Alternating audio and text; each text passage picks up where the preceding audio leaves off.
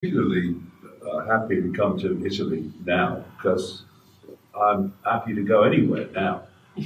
Because when I look back, when I started this 26 years ago, uh, almost no one was interested. You faced ridicule and abuse and dismissal. And now, since I've been on this worldwide wake-up tour, started in England in June, and has been to Australia, across Australia, four cities, to New Zealand, to New York, San Francisco, and Los Angeles, and then across a couple of weeks ago to Prague in the Czech Republic, and now to Italy. And for me, it's dreamland because the interest is tremendous, and also, you get a feel for what's happening by those that stop you in the street. And wherever I've been stopped in the street and asked sensible, intelligent questions about what I'm doing, or people say, I read your books and it's great what you're doing and all that. And when I compare that to 26 years ago, 25 years ago, 24 years ago, 23 years ago, 22 years ago, I would just get abuse or laughter in the street and ridicule. So there is a fantastic change going on in which people are now in ever greater numbers willing, indeed keen, to look at things they would have dismissed before as far out, as ridiculous, as impossible. But things are changing. People's minds are opening. And I'm also finding the kind of people that it's happening to. I mean, it's not just people, you would expect. It's people in dark suits and fancy ties who you would call system people. They are now starting to question the system they're part of and how it works, and looking at other ways of explaining the world other than the one they've been given from cradle to grave by the very system I'm exposing. So it's wherever I go, it's brilliant, and it's always great to come to Rimini because it's a lovely place. And I've been here 3 times now, and it's great, a lovely place down by the sea in the Adriatic. Lovely sunrise this morning. Oh, yeah, it could be worse. Okay, excuse me. Maybe it's better if you look at her. Yeah, okay. It's more reliable. Yeah.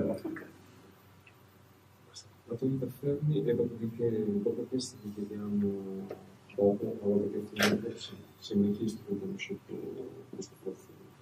Okay. Okay, David, you asserted that your life has often been characterized by invisible force and presence intervention. Well, your book is Phantom Self. So, who or what are phantom for you? They exist, they are just in our mind. Could you give us a definition of phantom? Well, the use of the word phantom in the new book, Phantom Self, is the illusory self. The self that people believe they are when they're not.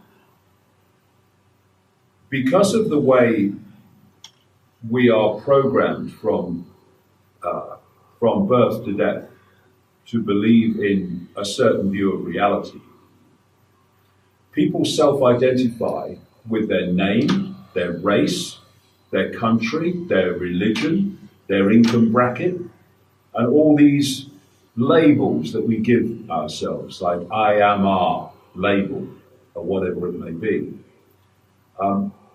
What I'm pointing out, and not just an opinion with lots of evidence, increasing amounts of evidence to back it up, is that we, in our base form, in our eternal form, in our infinite form, are simply awareness, a state of being aware.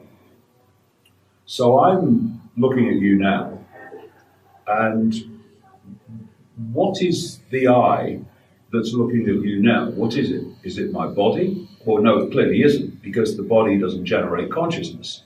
It processes consciousness, as increasingly is being realized and is obvious anyway. The brain is not where consciousness comes from. It is a processor of information and a processor of consciousness, which is another form of information. So when you have these millions and millions of stories now from what are called near-death experiences, where they leave the body because the body dies temporarily and then is brought back to life. The stories they tell and the experiences they talk about outside of the body are incredibly compelling in the way that they are so consistent.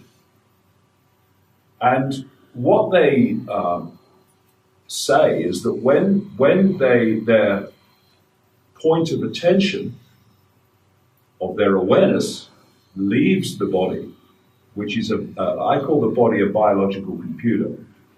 It focuses attention and therefore perception into a tiny, tiny band of frequency called visible light, which is the only frequency band that we can see, or I would say decode into this reality we think we're experiencing. And it's so tiny, it's laughable.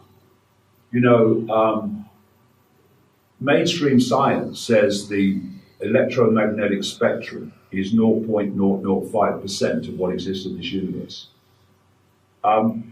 Visible light is a fraction, a tiny fraction of the 0.005%. We can hardly see anything. So what the body is doing is decoding reality and focusing attention of our awareness in this tiny band of frequency. So when we are experiencing through the body, all that appears to exist is what we see, which is this tiny band of frequency. Although we think it's everything, we can see everything, we can't. It's like a television channel, a tiny television channel. And loads of endless other channels exist in the same space, but on different frequencies.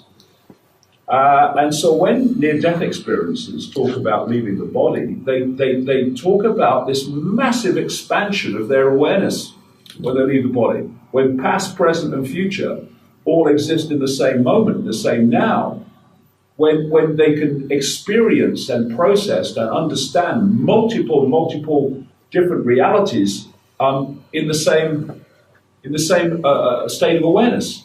Why? Because what's happened is, as the point of attention has left the body, because the body has ceased to function, it has, quote, died. It's like saying, my computer died. Your computer dies, you can't get on the internet anymore. You can't experience that band of frequency that the computer puts on your screen. And then, oh, my computer's back. Oh, God, the electricity's come back. Oh, look, there's the internet again. This is a near-death experience. And so when you leave the body and this focus of attention that the body does in this frequency band of visible light, suddenly you become much more expanded awareness, because that's what we always are and always will be, except through the body we only focus on a tiny band of perceived experience reality. So what do we say about the body when someone says, hello, nice to meet you, who are you? They will say their name, they'll say their background, their family history, their job, their religion, their race, their whatever. They'll give a series of labels. But what are those labels? Are they who we are? Of course not. They are what we are experiencing. And what I call phantom self in the book is this belief that the vast majority of people have, because of the way the system works and the programming works, Phantom self is that list of labels, experiences which people perceive to be them. When the real them, the real I, is a state of awareness. And that awareness is having those experiences. And once you self-identify, I am these experiences, first of all, your sense of possibility just shoom. Your sense of possibility starts to relate the narrowness of perception that you have. So people say, what can I do? I've got no power. I have no power over my life. I'm just Ethel Jones that works down the store. Whereas when you self-identify with being awareness, having those experiences, Ethel down the store is simply an experience. It's not the limit of your possibility. It's not the limit of who you are. And the only way that a tiny few people, compared with the global population, can control billions is by manipulating the billions to believe they are phantom self, they are little me, the experiences they're having is all that they are, and pull them out of the perception that I am infinite awareness having that experience. And what happens when you realize that phantom self is a phantom, it's an illusion, it's just a series of experiences and labels, and you start to self-identify with being infinite awareness having those experiences, everything changes. Because now you're not just seeing dots, you're not just seeing pixels. What's going on in the world? It's so bewildering. What's that? What's that? Once you get here and you observe the world from here, the pixels become pictures, the dots become pictures, and to you it's an open book what's going on. But the people who are still in phantom self mode, they look at you and they say, you're mad, you're crazy, man, what are you talking about?